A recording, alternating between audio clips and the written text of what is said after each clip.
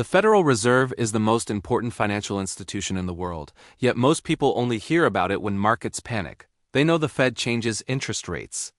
They know stocks react. But they do not really know what the Fed actually does. At the simplest level, the Fed is the central bank of the United States. That means it sits at the center of the monetary system.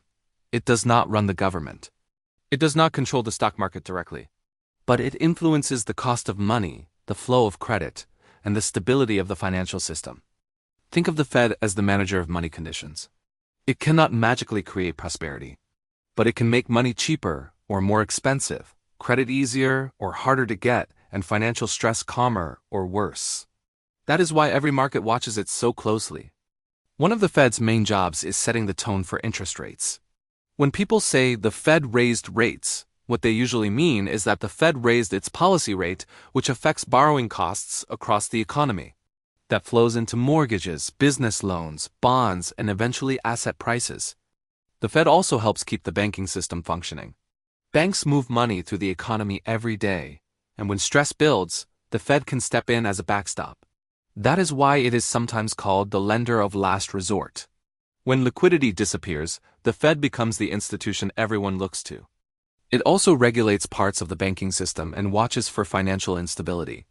In other words, the Fed is not just about inflation or rate hikes. It is also about preventing disorder in the financial plumbing before problems spread everywhere else. And then there is money creation.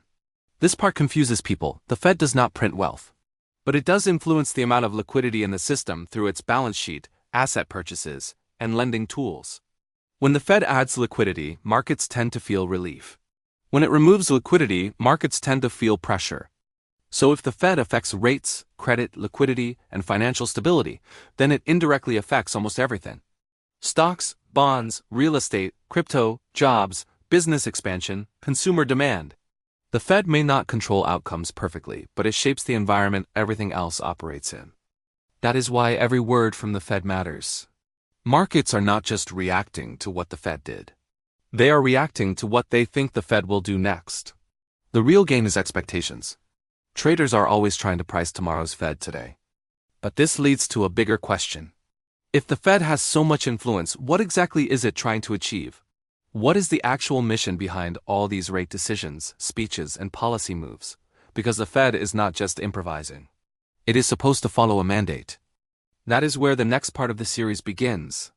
To understand why the Fed raises rates, cuts rates, or tolerates pain in markets, you first need to understand the two things it is officially trying to balance. In the next video, we break down the Fed's dual mandate. And once you understand that, the rest of the entire series starts to make sense.